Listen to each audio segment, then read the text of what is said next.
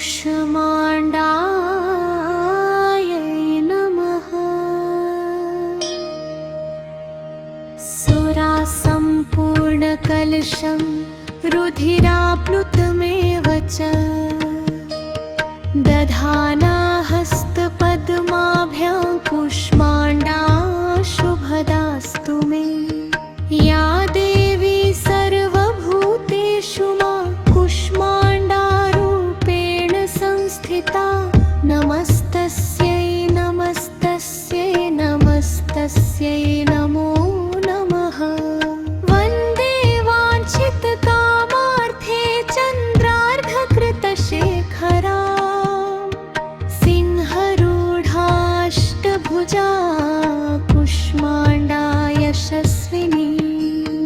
भास्वरभानुनिभामनाहतस्थितां चतुर्थदुर्गात्रिनेत्रां कमण्डलूचापबाणपद्मसुधाकलशचक्रगदाजपवटीधरा पुष्पाम्बरपरिधानां कमनीयां मृदुहास्याननालङ्कारभूषितां मञ्जीरहारकेयूरकिङ्किणीरत्नकुण्डलमण्डितां प्रफुल्लवदनां चारुचिबुकाङ्कान्तकपोलां तुगं कुचां कोमलाङ्गी स्मेरमुखी श्रीकण्ठिनीं ननाभिनितम्बनी। दुर्गतिनाशिनी त्वं हि दरिद्रादिविनाशिनी। जन्दाधनदा कूष्माण्डे प्रणमाम्यहम्।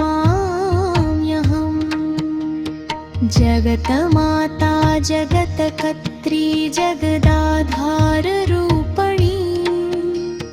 चराचरेश्वरि कूष्माण्डे प्रणमाम्यहम्। त्रैलोक्यसुन्दरी त्वं हि दुःखशोकनिवारिणी परमानन्दमयी कूष्माण्डे प्रणमाम्यहम्। हसरैने शिरपातु कूष्माण्डे भवनाशिनी। हसलकरी नेत्रे च हसरौश्च ललाटकम्। कौमारी पातु सर्वगात्रे वाराही उत्तरे तथा पूर्वे पातु वैष्णवी इन्द्राणी दक्षिणे मम। दिग्विदिक्षु सर्वत्रैव कुबीजं सर्वदावतु इति श्रीदेवी कूष्माण्डायै कवचसम्पूर्णम्।